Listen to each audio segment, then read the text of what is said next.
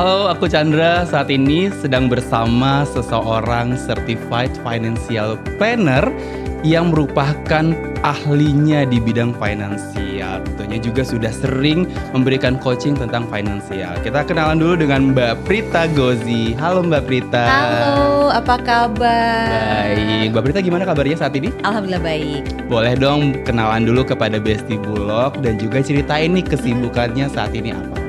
Halo Besti Bulog, saya Prita Gozi, Certified Financial Planner. Hari ini seneng banget nih diundang, ketemu sama Mas Chandra ya. Kita mau ngobrol-ngobrol, mudah-mudahan obrolan kita hari ini bisa memberikan berbagai insight dan juga tips nih. Kenapa? Karena Prita memang sehari-harinya tuh paling suka ngulik soal tips. Oh gitu. Tips keuangan, supaya teman-teman itu duitnya ada terus.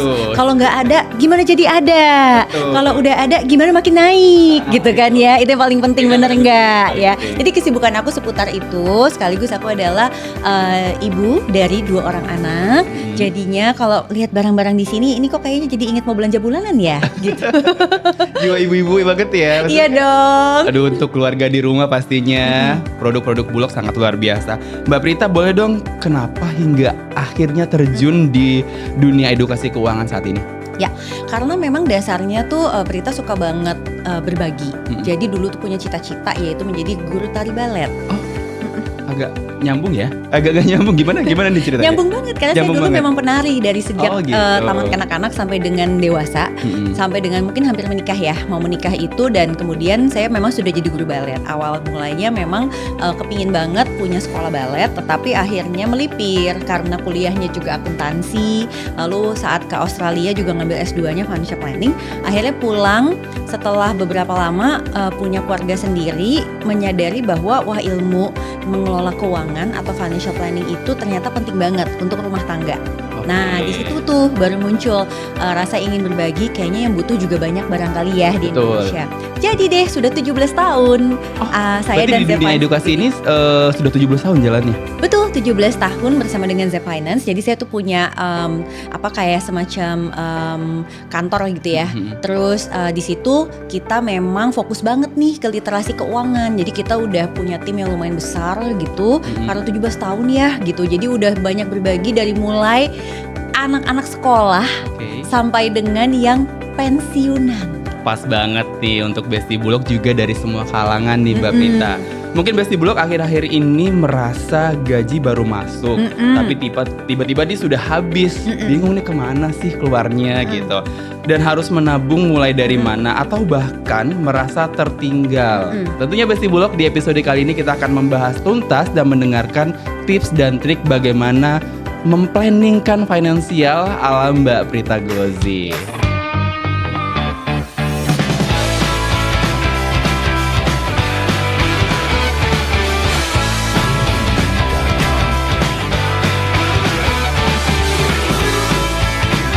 Langsung saja Mbak Prita, belakangan ini banyak orang merasa uangnya semakin cepat habis nih. Yes. Saya juga merasa gitu sih Mbak Prita. Oh iya. Iya. Biasanya di minggu keberapa? Minggu pertama, minggu kedua kok udah berkurang aja ini. Karena memang kewajibannya sudah ada nih, plotting-plottingannya, plannernya juga sudah ada. Tapi mungkin bisa belajar lebih lagi dari Mbak Prita. Iya. Bagaimana cara mengetahui apakah masalahnya memang berasal dari kondisi ekonomi atau justru dari pola pengelolaan keuangan kita sendiri? Oke, jadi sebenarnya yang ditanyain sama Mas Chandra itu adalah uang habis karena faktor eksternal atau memang dari diri kita atau mungkin lingkungan kita sendiri juga yang membuat itu menjadi cepat habis. Oke, maka kita perlu melakukan yang namanya audit. Nah, dari audit ini kita bisa tahu nih sebetulnya pengeluaran kita setiap bulannya larinya kemana saja. Mungkin bahasanya kayak aduh apaan tuh audit, padahal sesimpel kita mencatat keuangan kita, tapi nggak cuma berhenti di mencatat, tapi juga melakukan evaluasi. Kita bedah nih sebetulnya pengeluaran kita setiap bulan itu paling banyak untuk pos apa. Yang kedua, kita juga pengen tahu setiap bulan itu banyak larinya di minggu yang keberapa. Orang suka lupa di situ. Iya. Karena pada saat tadi Mas Chandra bicara soal gaji itu kan datangnya sebulan 1 kali. Tapi kan mungkin Besti Bulog nggak semuanya gajian. Betul. Ada juga mungkin yang punya usaha atau petani, nelayan, di mana penghasilannya barangkali harian. Kebayang nggak kalau pengeluarannya itu tidak bisa dibikin anggaran bulanan, gimana cara mengaturnya? Nah itu sebetulnya kalau mau melihat dari faktor internal kita. Kemudian pada saat kita lihat pos-posnya, kita jadi tahu, oh ini larinya paling banyak untuk pos yang sifatnya biaya hidup utama, kewajiban misalnya cicilan, atau sesuatu yang sifatnya tambahan untuk kenikmatan hidup kita. Nah, itu yang disebut faktor-faktor internal. Nah, yang eksternal itu adalah faktor-faktor yang memang di luar kendali kita sebagai rumah tangga. Contohnya, mungkin ada terjadi kenaikan harga barang.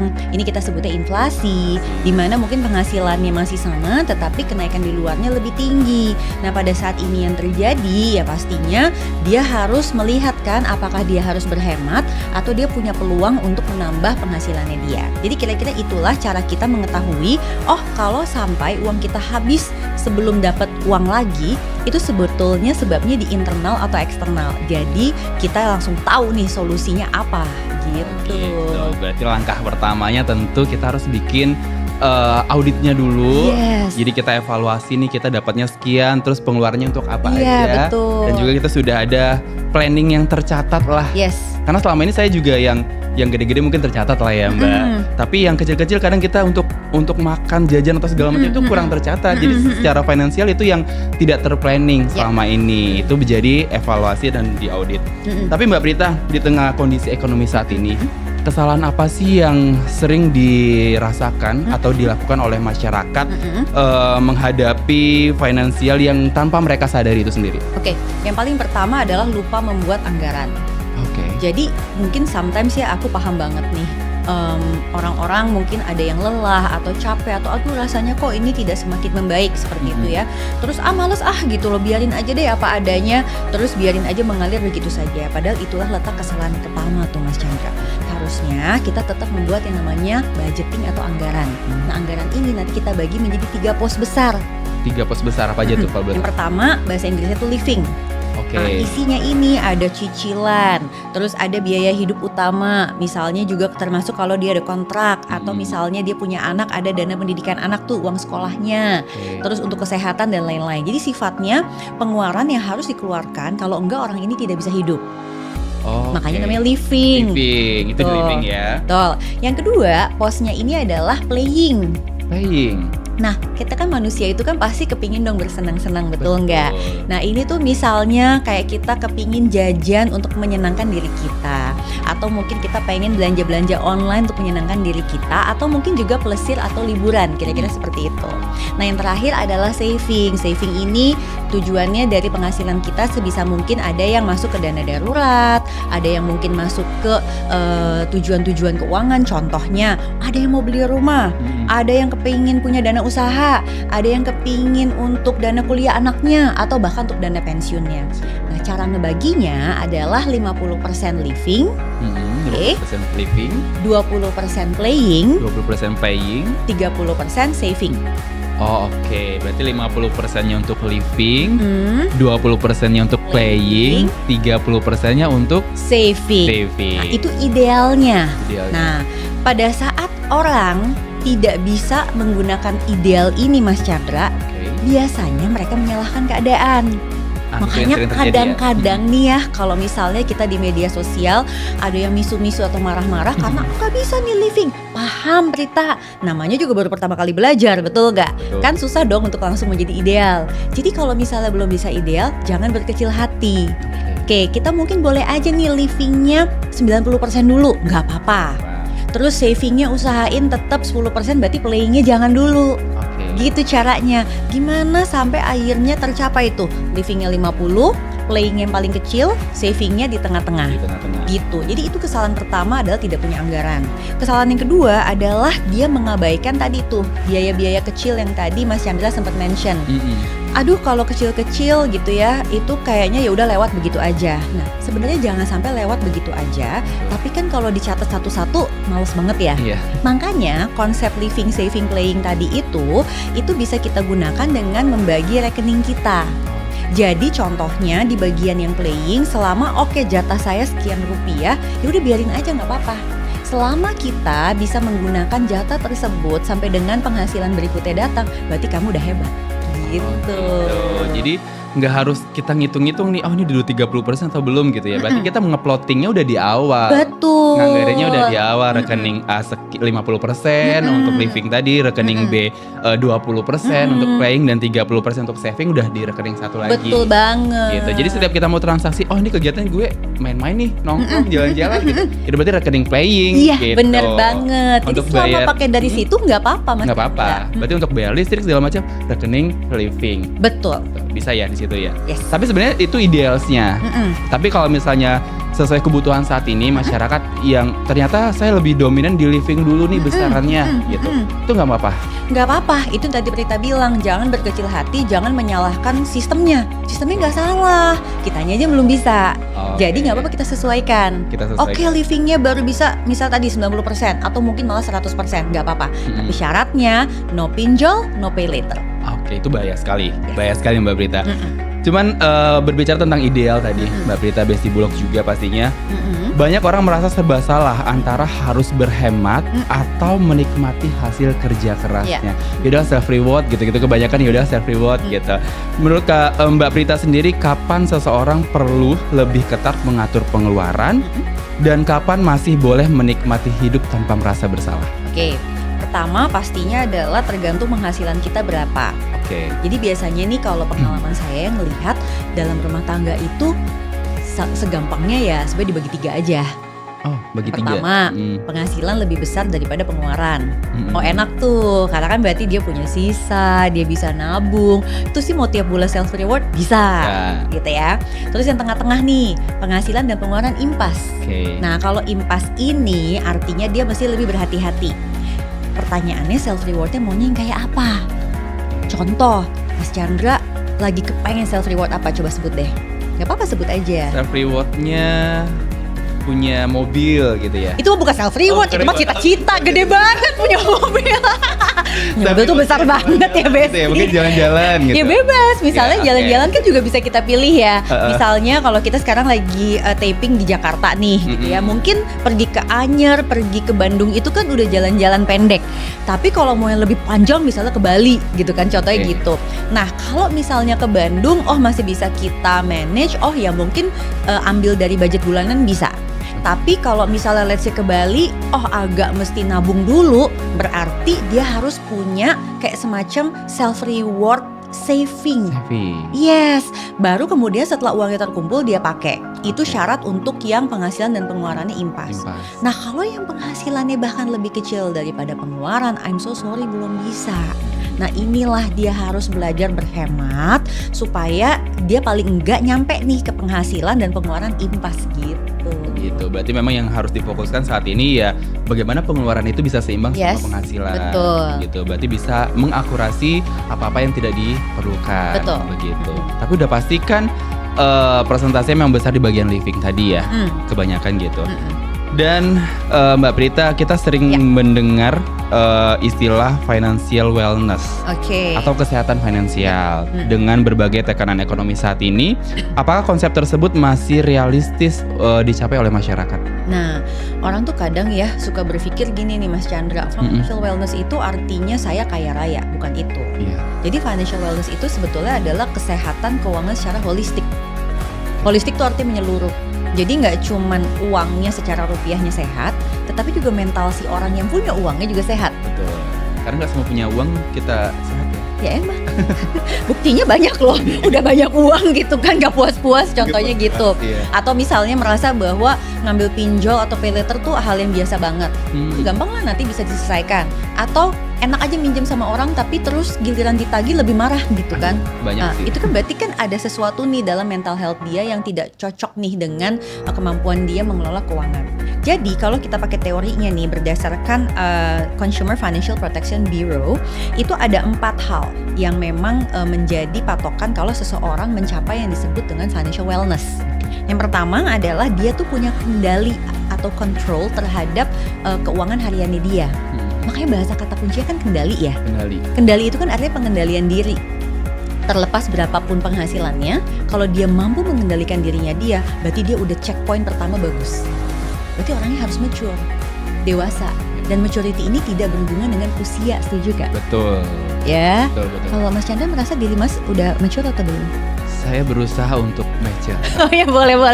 Berusaha adalah hal yang bagus ya. Berusaha Oke. untuk mature. Terus yang kedua adalah dia tuh punya capacity kalau misalnya terjadi plot twist kehidupan. Oke. Ya kan plot twist kehidupan gak ada yang tahu ya. Misalnya lagi ngerasa saya selama ini santai aman, tiba-tiba ada anggota keluarga sakit keras, macam-macam lah gitu ya. Nah pada saat dia mampu menghadapi kejutan-kejutan finansial tersebut, berarti dia udah mencapai checkpoint yang kedua. Artinya nih orang punya dana darurat nih Mas. Ya kan? Yang ketiga, dia selalu on track untuk tujuan jangka panjang kita.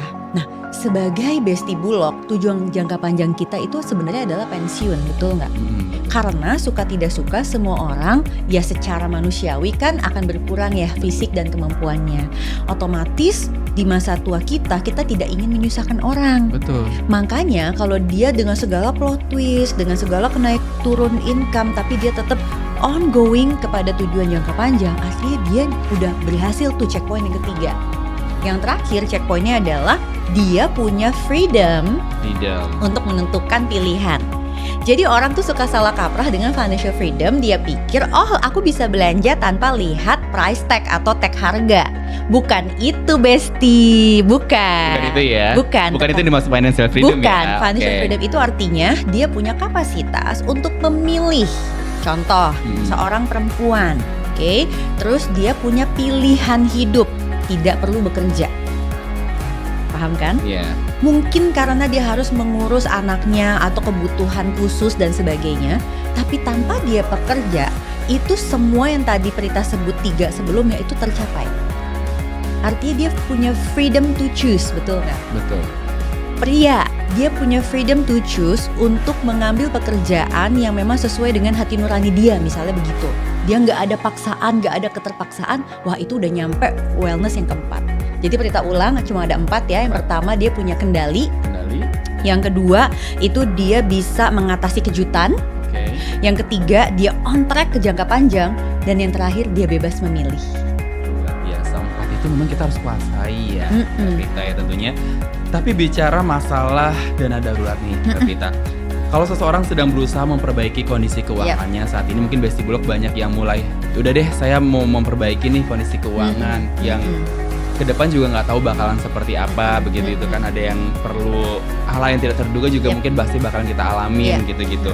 Sebaiknya apa sih yang harus kita prioritaskan dulu nih, Mbak Prita? Membangun dana darurat dulu, mulai berinvestasi, melunasi hutang, atau meningkatkan skill agar penghasilan bertambah? Itu pertanyaan bagus banget. Ya.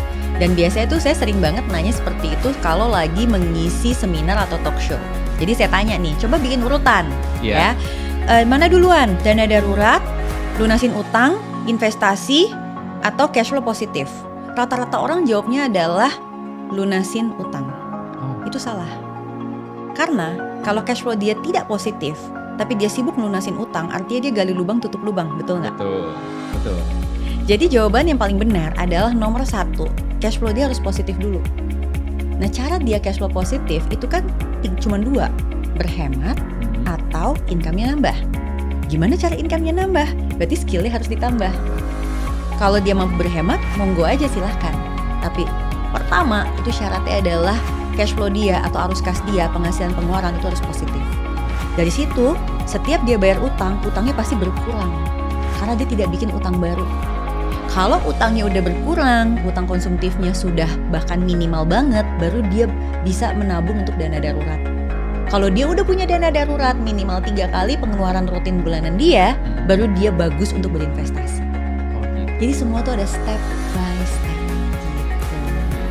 Jadi kalau misalnya Besti Bulog mulai mengatur keuangan finansialnya, itu tadi ya pola yang pertama apa aja Mbak Prita?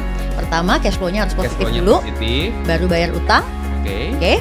Yang ketiga dana darurat, dan yang terakhir adalah investasi. Investasi itu yang terakhir ya. Betul. Baik Mbak Prita, media sosial saat ini tuh kita digunakan sebagai branding ya. Branding seseorang tuh di situ juga media sosial juga bisa digunakan sebagai tambahan ataupun skill untuk menambah penghasilan. Jadi Besti Bulog juga mungkin yang mau menambah skill saat ini, contoh juga Mbak Prita juga melalui media sosial juga ya sudah menambah penghasilan melewati media sosial. Iya bener banget loh Mas Chandra ngomong kayak gitu ya. Aku beneran ngalamin. Jadi seperti tadi Prita share ya, saya kan di dunia financial ini udah 17 tahun. Nah, baru mungkin 5 atau 6 tahun terakhir ini itu mendalami tentang social media. Artinya apa sih? Sebelumnya aku gak punya skill itu. Tapi instead of kita ngomong, aku nggak ngerti, aku nggak bisa, aku nggak ini, aku nggak itu. Prita gue sih nggak kayak gitu banget orangnya, gitu ya. Jadi kalau misalnya gimana sih caranya, malah aku penasaran gitu. Gimana sih caranya? Kadang aku ngomong sama tim aku gitu ya. Ini gimana sih caranya ngedit foto jadi begini? Terus nanti tim aku bilang, nggak apa-apa sih ini aku editin, nggak mau, aku pengen belajar gitu loh. Masalah nanti akhirnya aku mau tetap kerjain apa enggak itu urusan belakangan. Tapi aku pokoknya pengen belajar dulu. Kenapa? Karena dengan aku pengen belajar itu artinya kita sudah selalu menambah skill dibandingkan dengan kemarin. Dan itu penting banget Mas Chandra, setuju nggak? Penting banget. Ternyata memang skill itu dimulai dari diri kita sendiri. Betul. Nih. Kita harus mau memulai dulu nih, gitu. Karena dengan kita berani memulai mengasah skill, ya kedepannya juga mempengaruhi finansial kita. Pasti. Biar kita kedepannya menuju ke financial wellness tadi, gitu. Tapi berbicara masalah media sosial nih Mbak Prita, kita sering melihat gaya hidup yang terlihat sukses, mapan, dan serba ideal di media sosial. Bagaimana cara menjaga kesehatan finansial sekaligus kesehatan mental agar tidak terjebak tekanan untuk mengikuti standar hidup orang lain. Nah itu disebut kalau di dunia financial behavior ya, itu kan tentang perilaku orang terhadap uang tuh. Ada tuh namanya teori komparasi sosial atau social comparison theory. Jadi memang manusia itu ternyata secara naluri ya kita tuh suka banget membandingkan diri kita dengan orang lain. Apalagi kalau memang kita dibesarkan di keluarga yang sering banget ngebanding-bandingin sama tetangga dari kecil. Aku dapat nilai 70. Kok cuma 70? Itu tadi sih itu dapat 80. Itu contoh awal, bener nggak? Ngalamin ya? Kok langsung iya? Jeritan hati masa kecil. Iya. Makanya dari situ sebenarnya menjadi suges bahwa aku harus lebih dari itu. Gitu. Belajar lagi dan belajar lagi. Nah, kalau ternyata dia membangun semangat positif itu nggak apa-apa. Tapi pada saat dia memberikan tekanan pada diri kita hanya demi validasi, itu yang bahaya. Betul. Nah dalam hal ini pada saat kita ngelihat orang misalnya orang, dia seusia saya, kok dia mobilnya udah bisa seperti itu misalnya gitu ya. Saya masih naik kendaraan umum misalnya, wah saya gagal. Pertanyaannya adalah beneran itu mobil dia apa enggak? Atau jangan-jangan cuma dipinjemin? Kita kan gak ada yang tahu, betul nggak? Tapi kalau kita pakai motivasi bahwa ternyata nih saya butuh kendaraan, mungkin saya punya keluarga saya anaknya masih kecil-kecil perlu untuk antar sekolah dan sebagainya. Artinya kan tuh harus timbul sebuah motivasi bahwa berarti kendaraan bagian dari perencanaan finansial kita. Terus dengan itu kita jadi lebih teguh pendirian. Misal, nggak tergoda nih dengan tiket konser lah, dengan ini segala macam. Pokoknya, tujuannya beli kendaraan karena dibutuhkan oleh keluarga kami. Itu malah jadi bagus. Tapi kalau ternyata efeknya hanya sekedar saya butuh punya mobil demi validasi orang melihat saya turun dari mobil yang kece banget, ya. Itu padahal ada loh paradoksnya. Jadi ada istilahnya paradoks kekayaan. Kita pikir kita bisa turun nih di mall, itu pakai mobil keren banget. Terus kita kayak bangga banget ngerasa semua orang ngeliatin kita. Padahal ternyata menurut teori paradoks itu orang mungkin ngeliat kita, tapi dia itu sebetulnya tidak sedang mengagumi kita. Dia lagi berandai-andai orang itu adalah ya kita, dirinya dia sendiri. Betul. Gitu loh. Jadi dia mungkin lihat ke situ, tapi sebenarnya pemahaman dia itu, bayangannya dia itu adalah dirinya dia. Bukan keren banget nih orang lihat turun dari itu. Bukan, tapi itu membayangkan dirinya sendiri. Dan coba kalau kita punya ada rasa kayak begitu, kayak kita pakai barang untuk demi validasi, atau kita ke konser apapun sebenarnya tahu-tahu banget juga enggak tuh konser gitu ya. Siapa sih tuh gitu yang ini, tapi demi yang penting istilahnya nggak ketinggalan zaman. Coba pikir ulang deh. Betul. Gitu ya.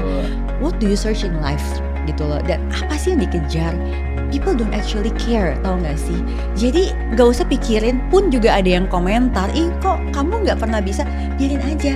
Tahun depan kita udah lupa loh dia pernah komen jelek terhadap kita gitu. Jadi gak usah terlalu dipikirin perkataan orang. Kita gunakan social media itu untuk kebaikan kita, dan kita ambil tips-tipsnya aja. Iya, karena kalau misalnya kita ambil positifnya itu seperti itu ya Mbak Prita. Jadi mempengaruhi finansial kita juga. Apalagi sekarang kebanyakan dari kita ataupun Besti Bulog juga kayak ngasih makan Instagram nih gitu ya. Butuh untuk healing ke sini, jalan-jalan ke sini, makan ini gitu-gitu. Itu sangat merugikan diri kita sendiri sebenarnya. Ya orang lain cuma hanya melihat oh oke, gitu. Di media sosialnya sepertinya mapan, sepertinya hedon gitu. Tapi ternyata secara finansialnya nggak baik gitu. Iya, Makanya media sosial itu sangat mempengaruhi terhadap diri kita juga sendiri. Ambil positifnya untuk menjaga finansial itu sendiri. Betul. Boleh dong Mbak Prita berikan kebiasaan sederhana untuk Besti Bulog bagaimana cara memperkuat kondisi finansial yang bisa dilakukan mulai hari ini. Oke. Untuk Besti Bulog yang belum pernah melakukan financial planning sama sekali gitu ya, untuk alasan apapun, maka tips aku adalah 30 hari ini lakukan yang namanya pencatatan keuangan. Pencatatan keuangan mulai hari ini ya. Betul. Jadi tiap hari catat aja. Sebenarnya tau nggak apa? Ini nanti juga mungkin catatannya juga 3 bulan lagi udah dibuang sih. Tapi yang dia lupa adalah secara mental itu dia tuh kan journaling tuh sebetulnya. Jadi dia nulis kayak di diary gitu. Hari ini saya beli gini.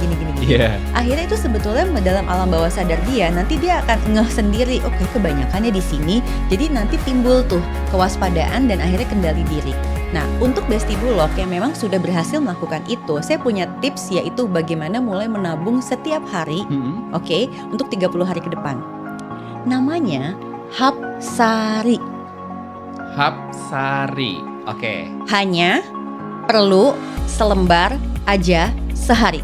Hanya perlu selembar aja sehari. Bebas itu nominalnya berapa? Bebas. Oke. Contoh, punya lembaran sekarang berapa? Tiap hari. Yang pasti ada. 50.000. Oh gede itu lumayan. Oke, 50.000 kali 30 hari jadi berapa? 1.500.000. 1.500.000 kali 12 itu sudah lebih dari 12 juta, betul gak? Betul. Ya, itu setahun loh. Sadar nggak itu udah bisa jadi tabungan self reward dia. Silakan dia tuh mau ke Bali pakai bisnis kelas juga bisa. Oke, itu kalau 50.000 ya. Jadi kalau turun dari 50.000, 20.000 bisa sebulan. Bahkan 10.000 juga nggak apa-apa. 10.000. Jadi misal nih 10.000 setiap hari 1 bulan berarti 30 hari menjadi 300.000. 300.000 dikali 12 itu berarti menjadi 3,6 juta. 3,6 juta Ya. setahun. Tuh jangan-jangan itu udah bisa buat uang pangkal sekolah anak. Iya. Betul, Betul kan? itu 1 tahun. Jadi supaya Besti Bulog ingat Hapsari karena nama Prita itu sebenarnya adalah Prita Hapsari Gozi. Jadi supaya ingat ya Hapsari hanya perlu selembar aja sehari. Oke, tips dari Mbak Prita tentunya bisa dilakukan mulai hari ini. Pencatatan dulu untuk Besti Bulog ya. Mungkin saya juga akan melakukan itu. Harus, Iya. harus. Apa kita tadi janji punya 50.000 ya? Iya, boleh. Dan tentunya itu tadi tips dan trik dari Mbak Prita. Pastinya kita juga butuh semangat dari Mbak Prita juga untuk seluruh Besti Bulog. Dan kita semua boleh dong kasih semangatnya untuk Besti Bulog mungkin yang saat ini masih khawatir dengan kondisi keuangannya atau yang masih berjuang untuk memperbaiki kondisi keuangan. Oke, aku punya 3 quotes nih untuk Besti Bulog. Mudah-mudahan salah satunya ada yang relate sama dirimu ya. Oke. Yang pertama adalah biaya hidup itu murah, biaya pamer itu mahal. Betul sekali. Kita tuh tidak sedang berlomba dengan orang lain loh. Kita punya perjalanan dan perjuangan kita masing-masing. So pastiin setiap kita melakukan pembelian atau pengeluaran itu memang yang sesuai dengan kebutuhan kita masing-masing. Betul. Yang kedua, ingat kita ini harus mencapai yang namanya merdeka finansial. Tahu nggak merdeka finansial itu apa? Gimana tuh? Menurut financial planner, merdeka finansial itu artinya pertama, tidak menjadikan orang tua kita dana darurat, tidak menjadikan anak kita kelak dana pensiun, dan tidak menjadikan teman dan saudara kita pay later. Betul sekali, itu kayak posisi aman sendiri ya. Ntar kalau ada darurat, ntar ada orang tua gitu. Pas pensiun, ntar ada anak-anak kita. Jangan ya, kita udah mesti ubah point of view kita. Oke. Dengan financial planning yang kita bahas hari ini, tips-tipsnya itu insya Allah bisa membantu Besti Bulog untuk mencapai merdeka finansial tersebut. Merdeka finansial. Dan yang terakhir, tadi kan Mas Chandra ngomong gimana nih kita mungkin khawatir atau takut. Aku cuma mau bilang gini, financial freedom bukan seberapa banyak uang kita, tetapi seberapa tenang kita tidur di malam hari. Betul sekali. Financial freedom ya. Jadi kebanyakan orang tuh mikirnya bahwa aku udah punya banyak uang nih, itu udah financial freedom. Itu bukan ternyata. Tapi kalau kita masih penuh khawatiran, kita masih penuh dengan ketakutan, berarti sebenarnya kita belum mencapai yang disebut dengan financial freedom tersebut. Kenapa? Karena pada saat kita sudah bisa tenang di malam hari, artinya tadi pointers-pointers yang sudah kita bahas tuh sudah sebenarnya ongoing atau udah di tangan atau on track dan kita punya kendali pada hidup kita masing-masing. Jadi saya cuma bilang orang itu sebenarnya tidak perlu tahu ya segala hal tentang dunia ini ujungnya sampai di mana. Kita tuh cuma disuruh berusaha aja yang terbaik, ilmunya yang benar dengan financial planning ini. Kalau untuk pengelolaan keuangan, ya udah sisanya serahkan, Tuhan pasti kasih kita yang terbaik. Tapi menarik sekali Mbak Prita, masalah satu kata nih, kendali. Apapun itu pokoknya, kendali, mengendalikan diri sendiri, mengendalikan pikiran kita, mengendalikan bagaimana kita bersosial media, mengendalikan finansial, dan itu bisa jadi financial wellness. Yes, betul. Gitu. Karena kita nggak bisa kendalikan semua yang ada di luar sana, yang bisa kita kendalikan adalah diri kita. Makanya saya selalu bilang sama diri saya sendiri, things that is out of our hand should be out of our head. Jadi sesuatu yang udah tangan kita nggak bisa pegang, udah keluarinnya dari kepala kita, jalanin aja. Dan tentunya juga kita jangan haus validasi ya. Betul. Untuk saat ini, yang saat masih berjuang untuk finansial, kita untuk memperbaiki finansial, tidak perlu validasi dari siapapun. Betul. Itu. Yang penting secara kesehatan mental kita juga baik, Yes. dan kesehatan finansial juga kita baik. Betul. Terima kasih banyak Mbak Prita. Thank you sudah Dan mengundang. Luar biasa sekali, tentunya insightful banget untuk Biris episode kali ini. Dari obrolan hari ini kita belajar bahwa bertahan secara finansial bukan berarti hidup serba hemat. Yang penting adalah memahami kondisi keuangan, menentukan prioritas, dan juga mengelola pengeluaran dengan bijak. Dan terus mengembangkan diri agar peluang penghasilan bertambah. Skill tadi harus ditambah pastinya Besti Bulog. Terima kasih banyak Mbak Prita Gozi atas ilmu dan inspirasi yang sudah diberikan untuk kita semua dan juga Besti Bulog. Tentunya sampai ketemu di episode Biris Be Food Story selanjutnya, and see you.